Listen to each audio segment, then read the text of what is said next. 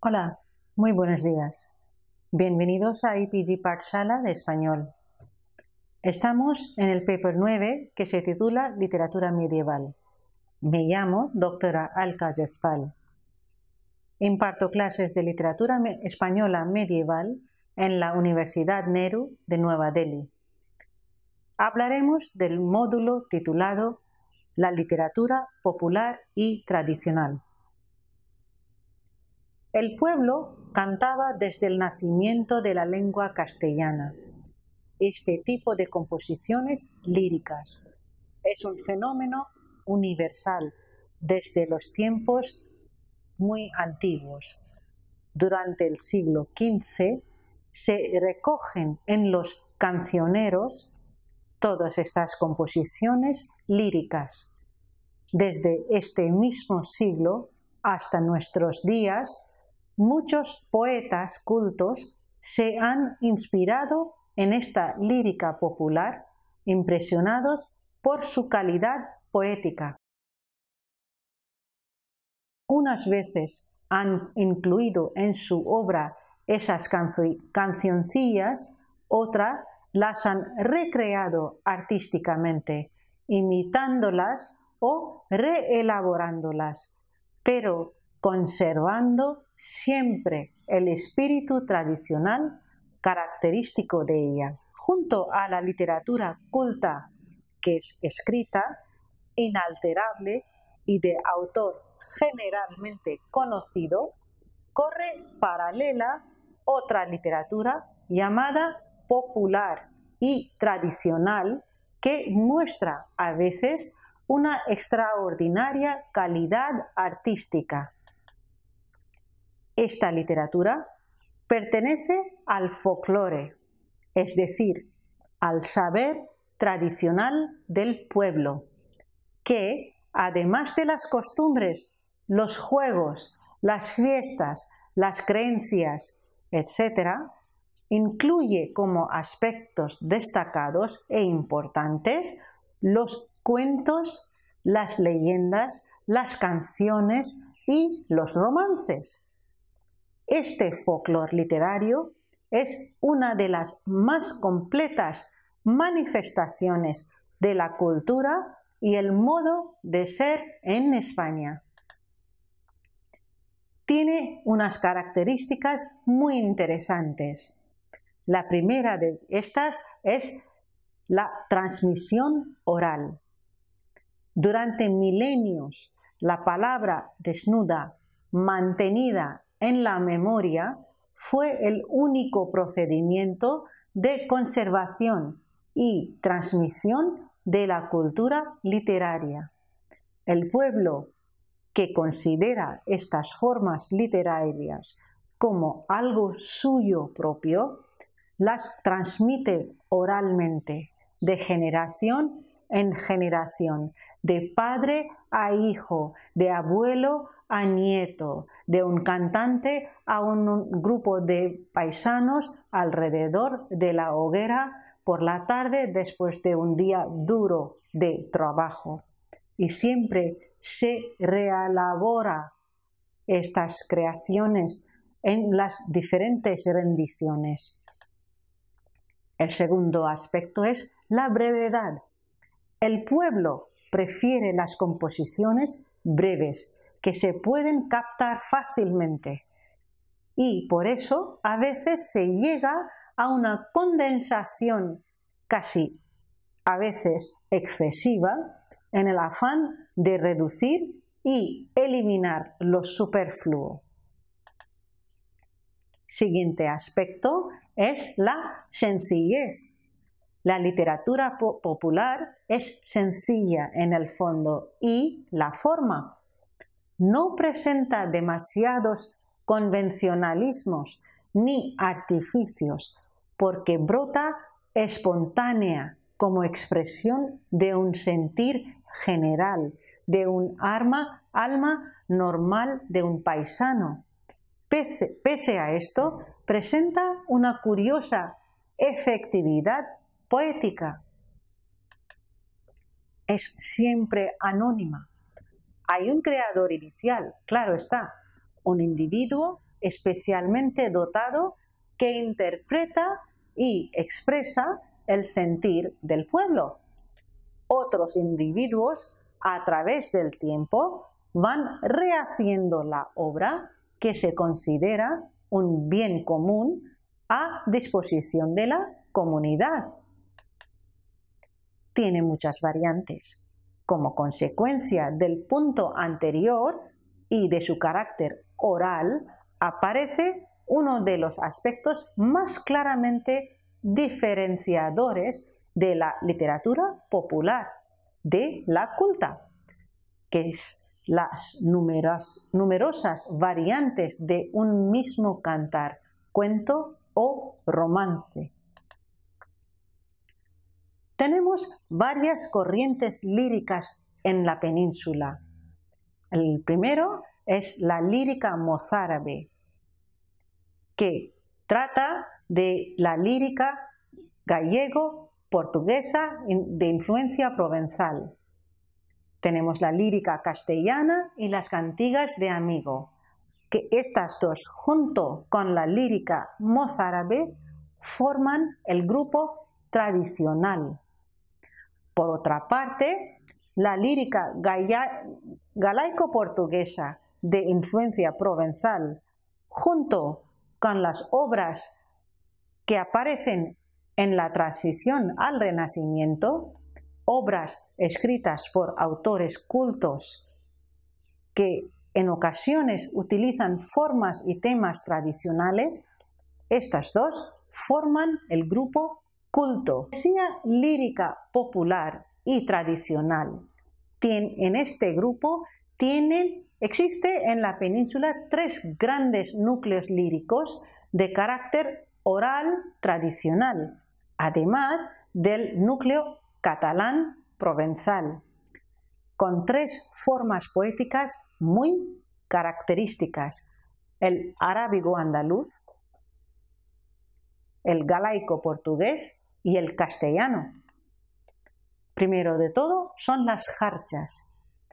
Los árabes que entraron en España trajeron consigo por lo menos algún eco de la poesía árabe de Oriente, una de las grandes moles literarias de la Edad Media. La poesía en sí misma vino muchísimo más tarde. Esta poesía, dejándose de menudas particularidades y dejando aparte la métrica propiamente dicha, cualitativa y complicada, tiene 3 aspectos característicos. Es monorrima, por muy extensa que sea, con la rima en el segundo hemistiquio de unos versos largos, como un medio de 28 o 24 sílabas por verso. Es uniforme, es decir, no se divide en estrofas. Tiene una enorme carga racial árabe, ya que nació y floreció antes del Islam. El ambiente bilingüe y multirracial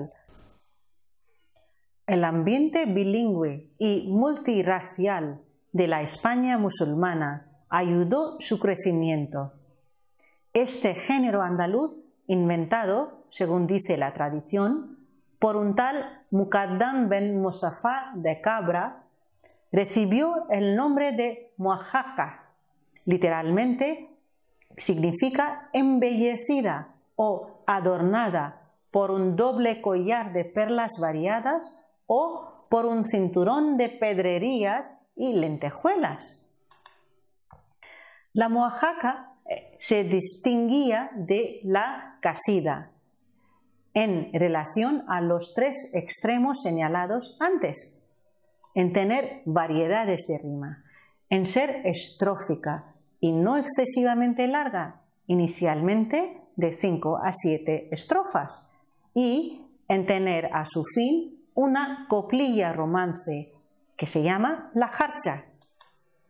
Las jarchas son composiciones líricas de autores anónimos que podríamos datar entre el año 1000 y 1250. Son estrofas breves, escritas en romance hispánico, en caracteres hebreos o árabes sin vocales, como es natural en tales escrituras. Al final de una mubasha o muahasha árabe o hebrea. Son unas cancioncillas en lengua mozárabe que cantaban los cristianos que vivían en territorio dominado por los árabes, los poetas árabes y también los judíos, cautivados por la belleza de estas breves composiciones mozárabes, remataban con ellas sus propios poemas cultos llamados muahashas, escritos en árabe clásico o hebreo. El contenido de la mayoría de las jarjas son lamentaciones amorosas en boca de un personaje femenino, una muchacha, por la ausencia de su amigo, haciendo confidente a su madre o a su hermana. La estructura estrófica es variable. 2 o 3 versos monorrimos o la forma de cuarteta asonantada, es decir, 4 versos de arte menor que riman en los pares. Su importancia es muy grande por varias razones. Primero de todo, por su belleza manifestada en el tono de queja, que sugiere más de lo que expresa, con un lenguaje sumamente sencillo. Por la ayuda que han aportado al conocimiento del romance mozárabe, que, aislado del resto de los dialectos peninsulares, no evoluciona y presenta formas arcaicas y arabismos. Y principalmente porque las jarjas no solamente son las primeras manifestaciones literarias de nuestra península, sino también de todo el mundo románico. Cronológicamente pertenecen a los siglos XI, XII y XIII. Aquí ahora os voy a presentar algunas jarjas de cada siglo. Primero, un ejemplar del siglo XI. Tanto amaré, Habib, tanto amaré, enfermeron olios nidios, dolen tan male. Al castellano más moderno, tanto amar, amigo, tanto amar, enfermaron unos ojos brillantes y duelen tan mal. Esta jarja está recogida en el volumen preparado por Stern en el número 18. Segundo ejemplo es: Ya mamá, si no les al ginna, allora morirei.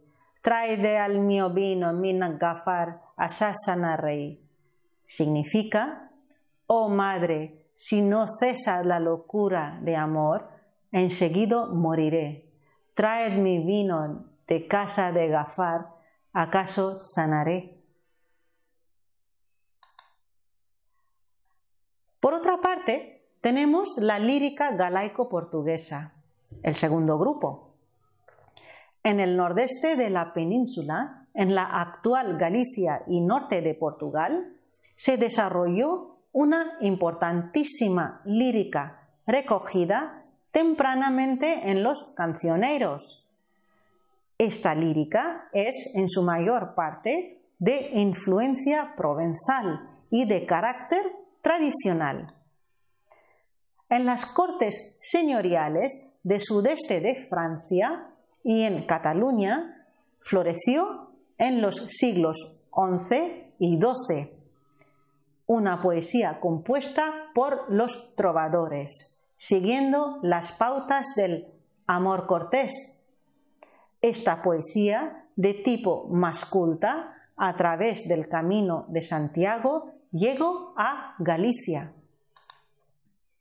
e influyó en las llamadas cantigas de amor, en las cuales es el hombre, generalmente un caballero, ¿Quién se lamenta por los desprecios que sufre o por la indiferencia mostrada por la dama? Y, como ejemplo, aquí tenemos una cantiga de Alfonso Fernández. Esta muestra algunas características de incorrespondencia amorosa. Señora miña, desde que os vi, lutei para ocultar esta paixao, que me tomo inteiro corazao, mas non o poso máis ni decidir, que xa iban todos o meu grande amor, a tristeza que teño a mientras a dor, que sofro desde o día en que os vi. El segundo grupo son las cantigas de amigo.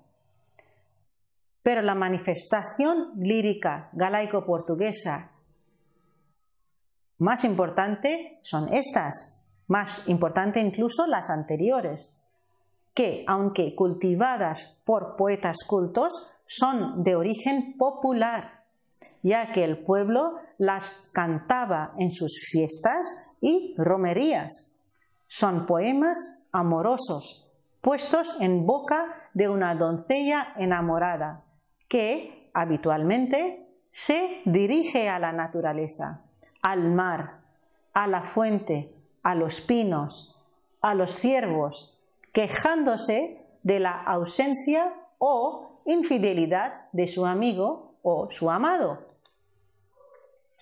La forma de estas canciones es paralelística, es decir, en ellas se repiten dos o más versos con una leve variación final, con lo que se consiguen unos efectos de recurrencia aparentemente monótonos y, sin embargo, llenos de gracia y sugerencia, muy adecuados al canto para el que iban destinados. Tenemos aquí un ejemplo de Bernal de Bonnaval.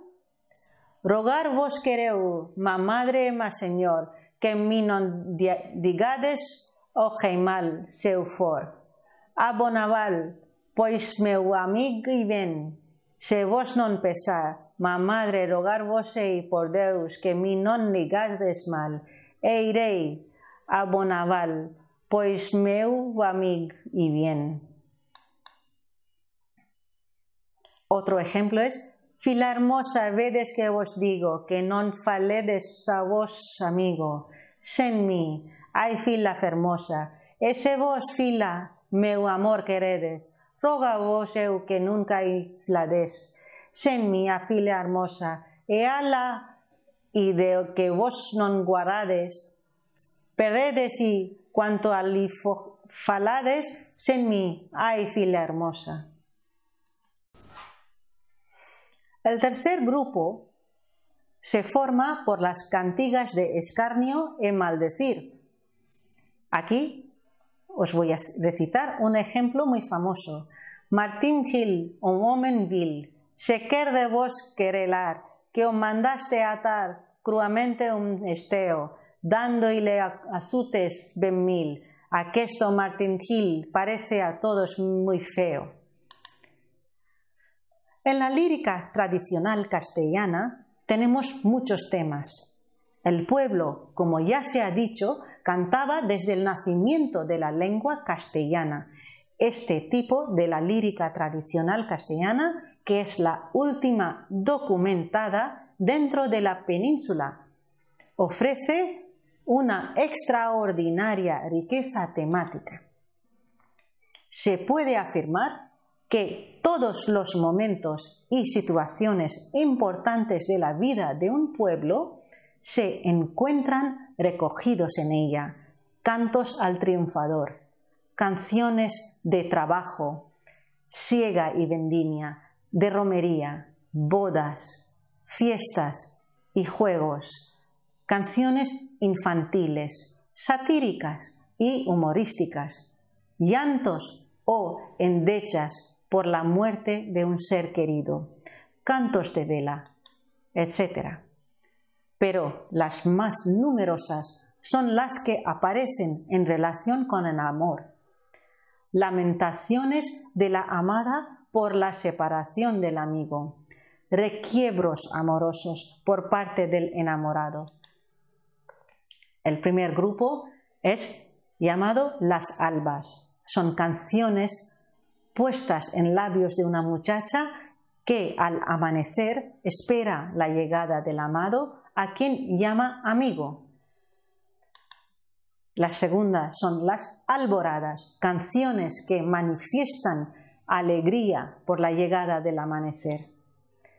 Terceras son las albadas, las canciones destinadas a celebrar bodas, romerías, etc. Aquí os voy a recitar una albada de Mazaterón. Buenas noches, caballeros, y viva la gente honrada. Con permisos de ustedes vamos a cantar la albada. Hemos tenido noticias de que os habéis casado, mis compañeros y yo. La enhorabuena os damos. Esta mañana, temprano, después de salir el sol, os marchasteis a la iglesia a hacer vuestra confesión. Luego tenemos canciones de trabajo, que son cantadas durante las labores de campo, la siega, la vendimia, la recogida de la aceituna, etc. Tenemos las mayas, que exaltan el triunfo de la primavera y el amor en el mes de mayo. Tenemos las famosas canciones de serranas, también llamadas serranillas. Su asunto es el encuentro de un caballero, a veces perdido en la sierra, y una serrana a la que pregunta el camino o la requiere de amores. En cuanto a la métrica y estilo, la forma castellana más genuina es el villancico, que es una composición formada por un estribillo inicial de 2, 3 o 4 versos. El villancico, propiamente dicho, que cantaba el coro. Este villancico inicial se glosa en estrofas y al final de estas se suele repetir todo o parte del villancico a modo de estribillo. La glosa que desarrolla el tema propuesto en el villancico y que cantaba el solista aparece frecuentemente en forma de cejel o la antigua composición arábigo-andaluza, que son trístico, monorrimo, llamado mudanza, y un verso más, el de vuelta, que rima con uno o más del estribillo. La rima va como B, B, B, A, según se dan otras combinaciones también. Las sílabas de versos son fluctuantes, pero con una tendencia reguladora al verso de 6 y 8 sílabas. La rima es asonante o consonante en reelaboraciones cultas. En cuanto al estilo, lo que caracteriza a la lírica popular castellana es la sencillez de recursos, la falta de artificios y la expresión clara que brota casi espontáneamente. El vocabulario es muy sencillo y repetitivo. Destaca la escasez de adjetivos y de metáforas, aunque sí hay imágenes visuales, a veces cargadas de simbolismo popular. Los recursos más abundantes son los de repetición, es decir, aliteraciones, anáforas, paralelismos y repeticiones expresivas de palabras o sintagmas. En fin, el énfasis, la intensidad, a veces el exaltado patentismo, unidos a la máxima sencillez de la expresión, caracterizan a gran parte de esta poesía. La importancia y vigencia de este género es mucha. El pueblo, como ya se ha dicho, cantaba desde el nacimiento de la lengua. Y este tipo de composiciones líricas, Durante el siglo XV se recogen estos cancioneros. Desde estos siglos hasta nuestros días, muchos poetas cultos se han inspirado en esta lírica popular, impresionados por su calidad poética. Unas veces han incluido en su obra estas cancioncillas, otras las han recreado artísticamente, pero siempre conservando el espíritu tradicional característico de ella.